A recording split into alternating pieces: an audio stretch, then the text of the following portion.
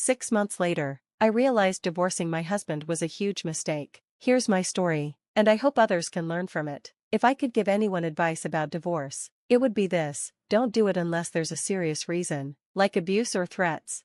In my case, there was no abuse. We had been married for 8 years, mostly good ones, and we had 4 kids. Things started changing around the 5-year mark when I got a promotion at work. Suddenly, I felt like my husband was holding me back from achieving more success and living a better life.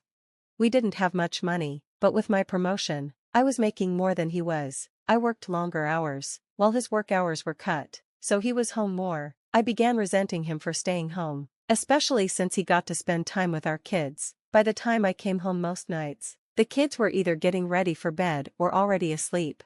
Soon, I started noticing little things at home that weren't done. Sometimes the dishes weren't washed, or the kids hadn't eaten yet, and I got mad at him for it. It didn't really matter what it was, I was just angry. He kept apologizing and saying he'd try harder, but he admitted that staying home so much was tough. That only made me angrier. For the next couple of years, things got worse. My long hours didn't change, and his job situation remained unstable. When he had a chance to work more hours, I would complain that it wasn't convenient for my schedule, but when he worked fewer hours, I'd complain he wasn't making enough money. When he pointed out the contradiction, I'd tell him to figure it out. I knew these things hurt him, but I didn't care. Over time, I pulled away from him more and more, and our relationship kept falling apart. If my husband didn't want to feel hurt, I felt he should at least try to make me happy. I used that excuse to justify starting a connection with another man at work. At first, I thought he was just a friend, but talking at work led to texting at home, which turned into sharing pictures and videos. Eventually, I was finding ways to spend time alone with him. I knew it was wrong, but it made me feel alive in a way I hadn't felt in years. I was tired of being unhappy and convinced myself I was doing this for me. The worst moment came one night when I got home at a decent time, and my husband had cleaned the entire house, cooked dinner for the family, and picked a movie for us to watch together. A couple of years ago, that would have made me so happy, but that night, I couldn't even look at him. I pretended to be sick and spent the rest of the night in bed. He waited on me, checked on me, and even made me a different meal and brought it to bed. Instead of feeling grateful, I felt terrible, and then angry at him for making me feel guilty. By the end of the night, I was texting the other man again.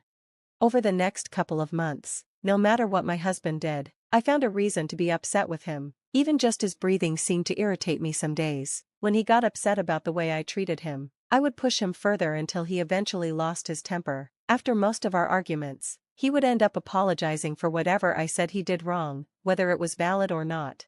I never apologized to my husband. Instead, I usually found ways to make him feel even worse. I was convinced I was right, and that's all that mattered to me.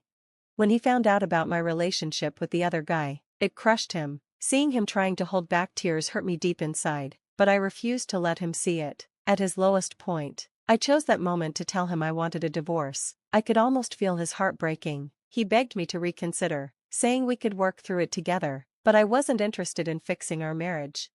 I did mostly end things with the other man, but only because I knew I could get him back if I wanted to. My husband kept trying to make things better, and occasionally, I'd acknowledge his efforts, but for the most part, I continued being awful to him, finding reasons to criticize him over anything and everything.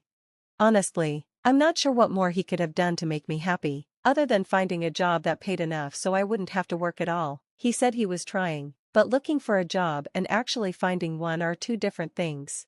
Around that time, I found a group online where I started posting about him, but I only shared my perspective. The comments poured in, validating how I felt and convincing me that I was right. The more I posted, the more I believed that my husband wasn't worth staying with.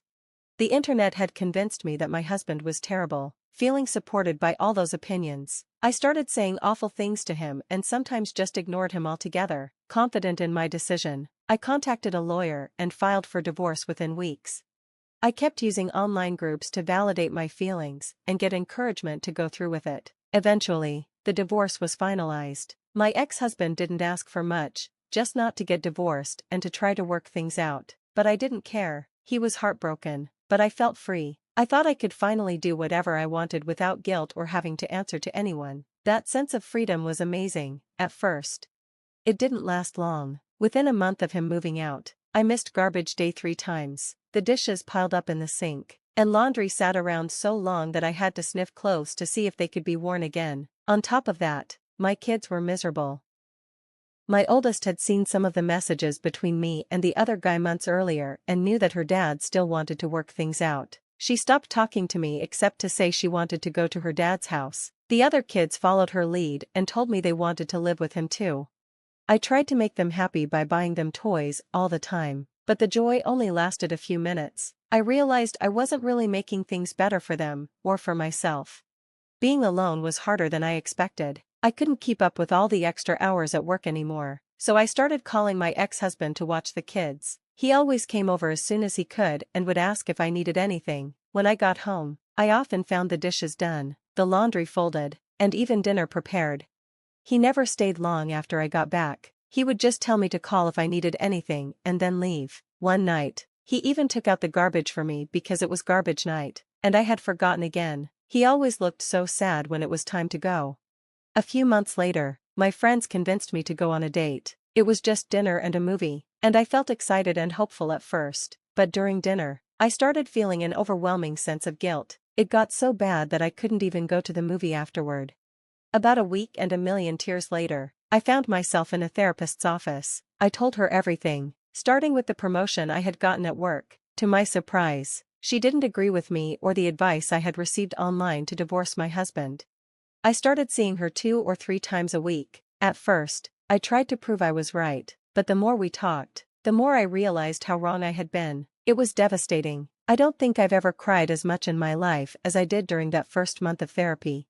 After spending about $2,000 on therapy, I learned that while my ex-husband had his faults, mine were far worse. I had done and said so many awful things. Honestly, if I were him, I wouldn't want to be with me. Yet, he still did. I remembered him begging me during the meeting with the lawyer not to go through with the divorce. But I did go through with it, and I even bragged online afterward about how great it felt. I was wrong. A couple of weeks ago, I went outside to talk to my ex-husband as he was leaving. I asked him if we could get back together. When he looked at me, his eyes were filled with tears, and a few rolled down his cheeks. He told me he didn't know if he could. He said the pain I caused him had been too much for too long, and he was afraid that if we got back together, I might hurt him the same way again.